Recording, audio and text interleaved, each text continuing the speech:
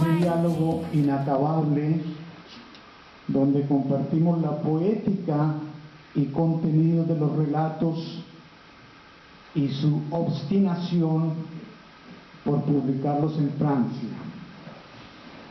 Dio al libro los adjetivos precisos y su palabra identificó los intersticios de la poesía y el sentimiento que lo acompañaba. Nos fuimos para Colombia con la ilusión y en los pausados 18 meses que siguieron se armó ese equipo maravilloso desde Hilvanando la Memoria, asociación que hace de la paz y el respeto por las víctimas sus postulados. Jean-Pierre se lanzó a la vorágine de esas historias tan colombianas, tan tristes y poéticas. Seguramente no dimensionó el pantagruélico trabajo al que se enfrentaba y a punto de tirar la toalla, culminó luego de muchos mensajes entre los dos y el apoyo de amigos y escritores que dieron punto final al libro. La estética del horror, de la guerra, la tumba llena de poesía, la rosa con espinas, estaba ya en nuestros corazones. Allí, bajo el frío de una tarde nublada,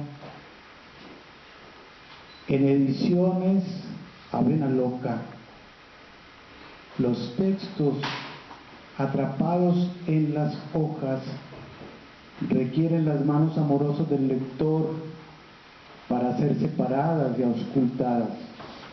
Libro cosido por las puntadas de un muisca francés y dinamizado por un intelectual tierno, Rodrigo Restrepo, y el análisis del profesor Kandinsky. Fueron escritos sin pensar en la poesía, sin plantear sus estructuras, sin socavar la literatura. Escritos al ritmo de mi corazón dormido, con los pequeños saltos de mi respiración, la humedad de mis ojos y la compasión, el respeto por esos seres que sin siquiera saber por qué perdieron sus existencias. Tenía la mano, la piel, el aliento tan calientes que dejé hablar al río, al viento, a los animales, a los fantasmas de los que aún deambulan por campos y ciudades de Colombia, a la espera de la memoria, justicia, reparación. El susurro de las voces de Juan Rulfo me acompañaron en el recorrido por las masacres, por las alusiones que las víctimas hicieron a periodistas, cronistas e investigadores. Así supimos de lo que pasó, de cómo pasó, quiénes lo hicieron, de cómo se olvidó. No es literatura testimonial, ni política, ni de denuncia, ni de inculpaciones ni venganzas. Es literatura del dolor humano, del respeto por nuestra especie. La tuve al ser poseído por ese momento indefinible e inaprensible cuando un hombre arrodillado espera el tiro de gracia en su nuca. ¡Cuánta indefensión! No soy militante de ningún partido político o secta religiosa. Soy oficiante de las utopías, de la paz, el amor, el humanismo. Confío, como lo hicieron mis abuelos, mis padres y mi generación, en una segunda oportunidad para nuestra sociedad, como lo proclamara nuestro premio Nobel García Márquez. Tenemos derecho a esa ilusión. Las ediciones en español son acompañadas por fotografías que he venido haciendo en las zonas de Colombia de mujeres víctimas directas o compasivas con ellas. La primera la hice a mi madre, quien detrás del velo dejó escapar unas lágrimas al recordar su tiempo de desplazamiento. Nos regresamos con las maletas llenas de velos y anécdotas, de profundos afectos recibidos por cada uno de los amigos de aquí y de allá,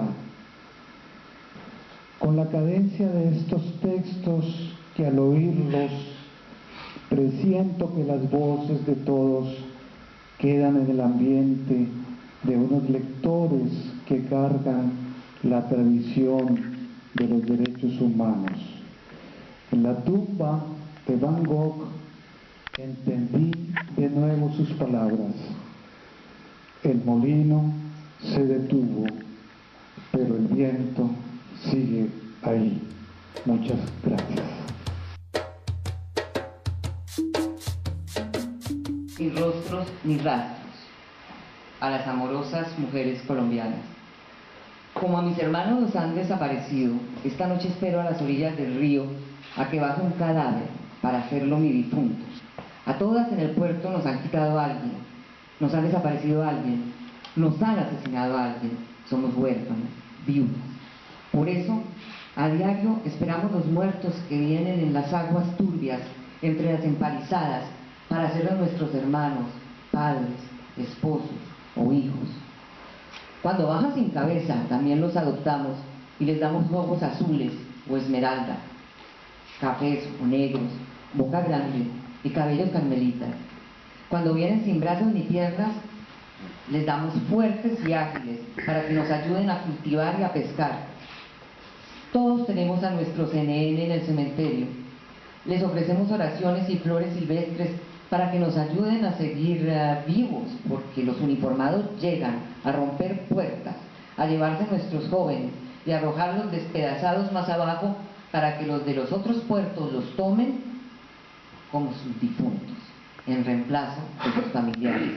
Miles de descuartizados van por el río y los pescadores los arrastran a la playa para recomponerlos. Nunca damos sepultura a una cabeza sola. La remendamos a un tronco solo, con agujas capoteras y cáñamo, con puntadas pequeñas para que no las noten los que quieren volver a matarlos si los encuentran de nuevo. Sabemos que los cuerpos buscan sus trozos y que tarde o temprano, en esta vida o la otra, volverán a juntarse, y cuando estén completos, los asesinos tendrán que responder por las víctimas. Si la justicia humana no castiga a los verdugos, la otra sí los pondrá en el banquillo de los que jamás volverán a enfrentarse a los ojos suplicantes de los ultimados.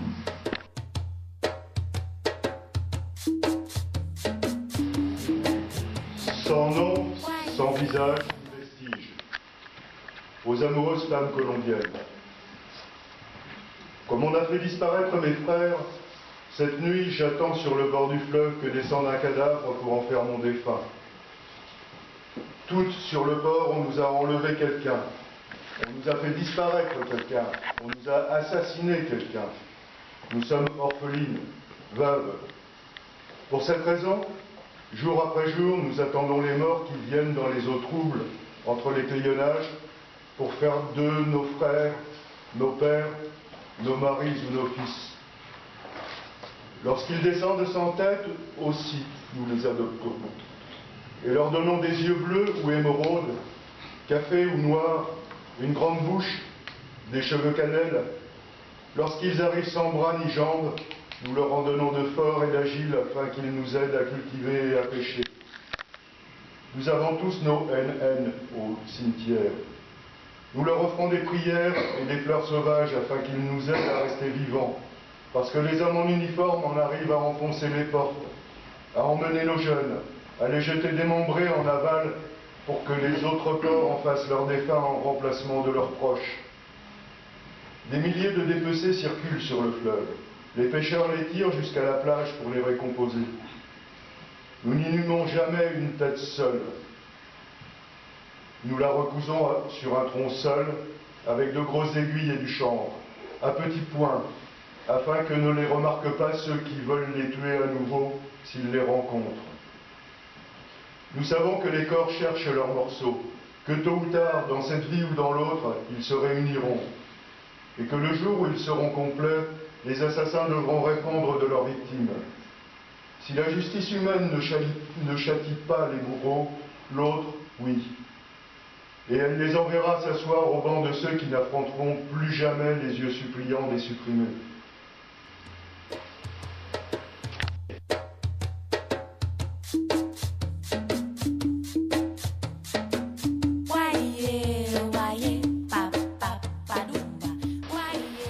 También la hizo el profesor Kurliansky en la conversación que tuvimos en Radio Francia Internacional.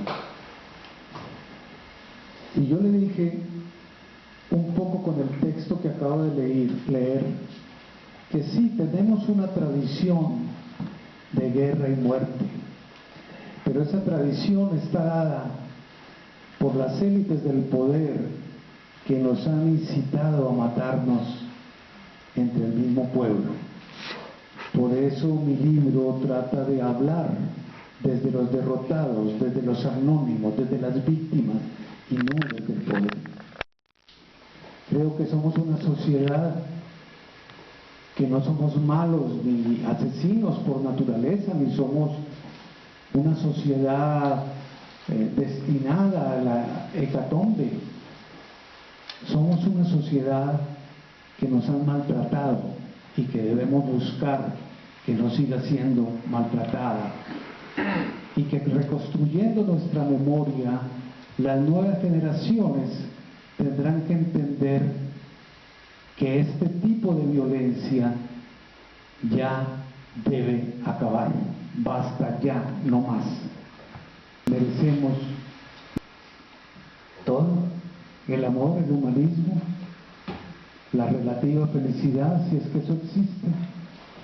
Merecemos un país igualitario, un país, como todos ustedes saben, una Colombia tan rica en todo, pero también tan rica en seres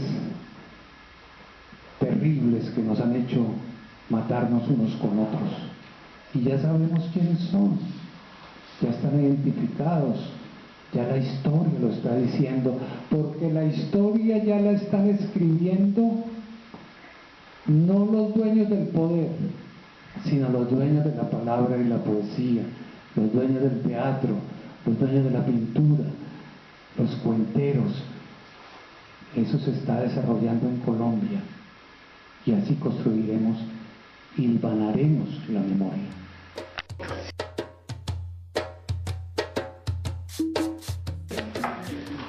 Sí, yo creo que Colombia ha estado estigmatizado por el fenómeno de la droga. Primero tuvimos traficantes de esmeraldas, primero fuimos de sal, esmeraldas, luego la marihuana, luego la cocaína, porque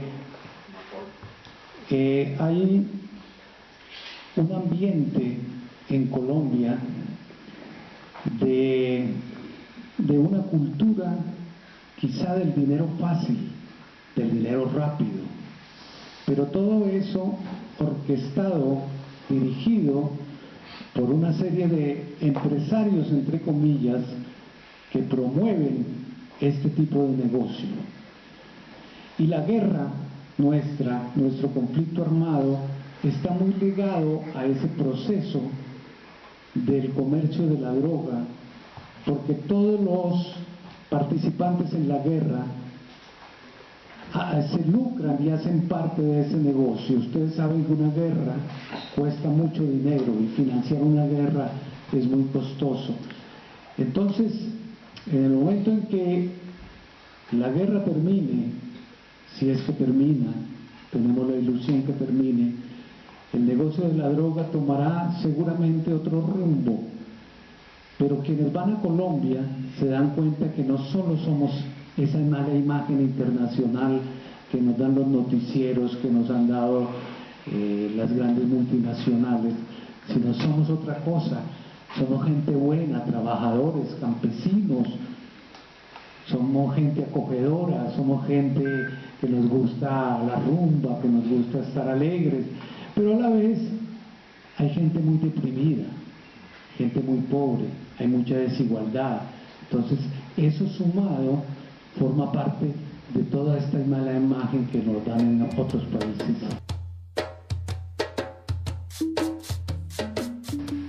Pintores latinoamericanos que ha enseñado a varias generaciones, empezando por la generación del boom latinoamericano y la misma confesión que ha hecho García Márquez al respecto.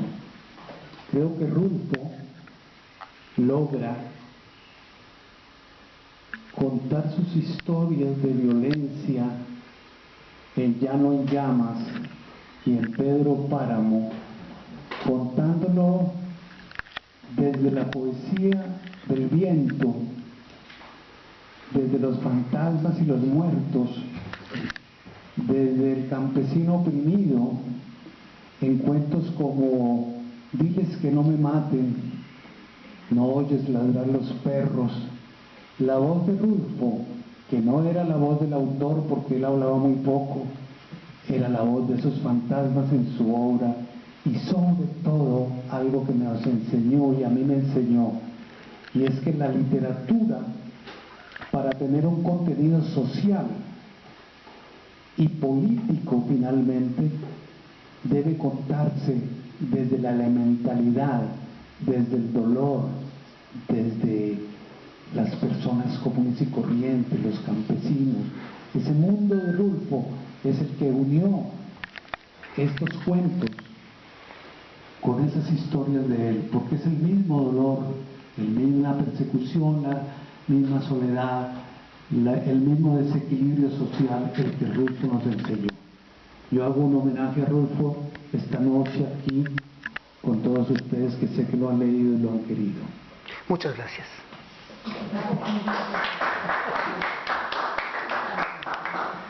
Esto no se traduce, ¿o sí? No. La reconstrucción de una memoria de paz, los artistas, sean escritores, o pintores o cantantes, cómo por su trabajo puede ayudar a construir la paz. Creo que la literatura y el arte nunca han cambiado las sociedades y además no es su propósito.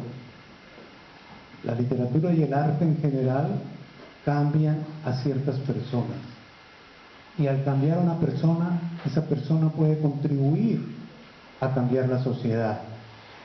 Pero es interesante ver cómo ahora en Colombia hay una nueva interpretación de nuestra historia, nuestros historiadores de la llamada nueva historia de Colombia están planteando el debate de lo que nos ha ocurrido realmente en los últimos tiempos, porque antes todos los libros de historia eran contados, relatados y analizados desde el poder y desde las élites de los partidos tradicionales, y entonces ellos tenían su punto de vista. Yo creo que los artistas tenemos la obligación, y yo no le pido a un artista que tenga que escribir sobre esto, pero creo que el artista es un testigo de su tiempo y un testigo que tiene que ser un testigo honesto de su tiempo.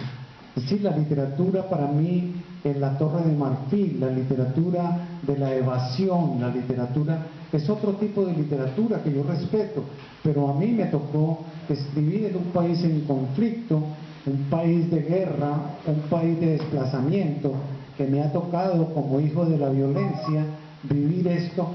Tengo la obligación de escribir esto para las nuevas generaciones y hacerlo no como lo hicieron de pronto un sector de la población, que lo hicieron desde el punto de vista de la denuncia política, la pancarta, el discurso, sino, como les he dicho desde siempre, es desde las personas, desde el sentimiento individual.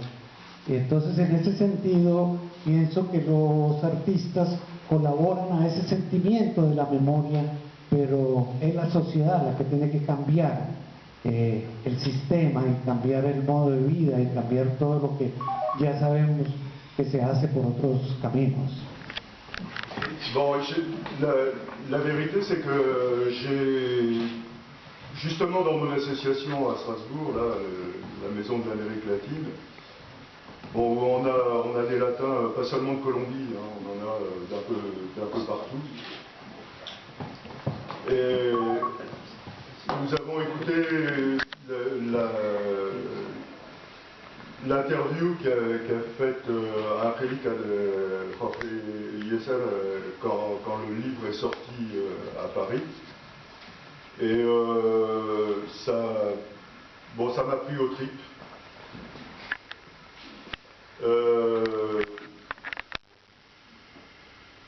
Effrayé, mais en même temps séduit par la façon, par la voix qui sortait de ces petits bouts de texte. Et j'ai dit un peu imprudemment, écoutez, puisque vous avez le projet de publier en français, si vous avez besoin d'un coup de main, quelque part dans la chaîne de fabrication, vous pouvez compter sur moi. Et 8 jours après, on m'a dit, c'est très bien, voilà un exemplaire, allez, hop. Et bon, j'ai dit oui, mais je suis séduit par ces textes, mais c'est une voix colombienne, c'est une réalité colombienne. Bon, moi, l'espagnol que je parle le plus naturellement, c'est celui d'Argentine. Il y a plein de choses que je vais pas forcément savoir et tout ça. Donc, oui, je le fais, mais pas tout seul. Il faut qu'il y ait des Colombiens dans la chaîne pour les garde-fous, pour me donner des informations. Je vais faire le boulot, je cherche plein de trucs, mais bon, s'il vous plaît, me laissez pas tout seul comme ça, parce que là, je peux pas. Et on a fait comme ça. Bon, alors je sais pas, après c'est les Colombiens qui ont relu le texte en français qui peuvent dire s'ils se retrouvent dans ma traduction. Voilà, alors si vous voulez, c'est très curieux ce qui se passe avec un bouquin comme ça. Parce qu'après, on se dit, mais bon sang, pourquoi j'ai été séduit? Et je sais, bon, j'ai pas une réponse définitive, mais je crois que quelque part, il y a un élément qui ressort, c'est le respect des victimes.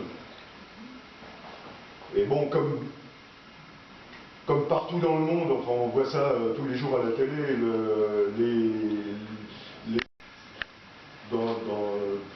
dans l'autre, on est vraiment sur un mauvais chemin et la violence à tout moment peut dégénérer dans des choses aussi horribles que celle qu'on a là.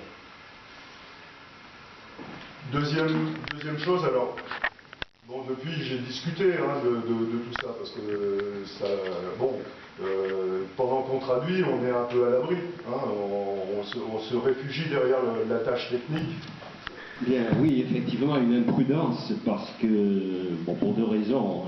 La première, c'est que je n'avais jamais jusqu'ici préfacé quelque œuvre littéraire que ce soit. Et la seconde, bien qu'étant un grand lecteur, y compris de littérature colombienne que j'aime beaucoup, je n'avais jamais eu l'occasion de lire un livre de Jorge Eliezer Pardo.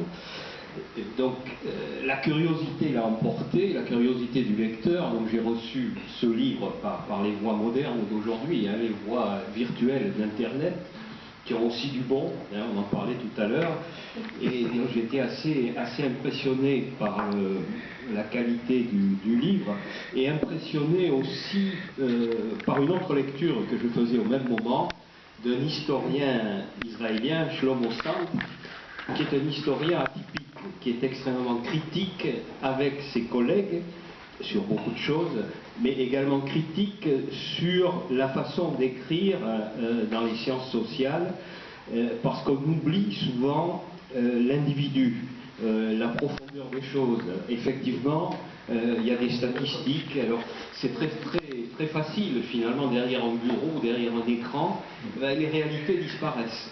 Et finalement, le mérite d'un grand écrivain, comme Jorge Eliezer Pardo, c'est de nous faire pénétrer dans l'individualité de quelque chose de très difficile à lire. Dans le cas des faits, des 32 histoires, c'est comme un jeu de cartes de la vie, 32 histoires de personnages qui vivent des moments extrêmement tragiques. Ce qui pose d'ailleurs, quelque part, c'est vrai qu'il y a un grand humanisme dans ce projet. Il y a aussi un travail de mémoire, également dans la très belle décoration qui a été faite par madame de la salle, mais qui pose un regard, peut-être qu'il nous en parlera tout à l'heure, un regard peut-être excessivement pessimiste sur la Colombie. Est-ce que la Colombie est vouée à la violence ? Alors je pose la question d'autant plus aujourd'hui que, comme cela a été rappelé, la Colombie est peut-être en train de tourner une des pages de ces violences les plus compliquées, avec les accords de paix qui sont en cours de négociation finale apparemment actuellement à La Havane. En tous les cas, j'ai été convaincu, d'une part parce que j'ai été sollicité par des amis colombiens pour parler d'un livre d'un auteur colombien, alors c'est un pays auquel je suis très attaché, et aussi peut-être parce que j'ai eu l'impression, finalement, à un moment de ma vie, de rentrer dans le réalisme magique, de faire des choses qui étaient totalement comme un ballon de rugby. J'étais pas sur un rebond qui était prévu, donc j'ai accepté de faire ce rebond. Et je dirais pour terminer que ça a été une expérience, comme on dit en Colombie, chévere. Una buena vaina. Merci beaucoup. Bien.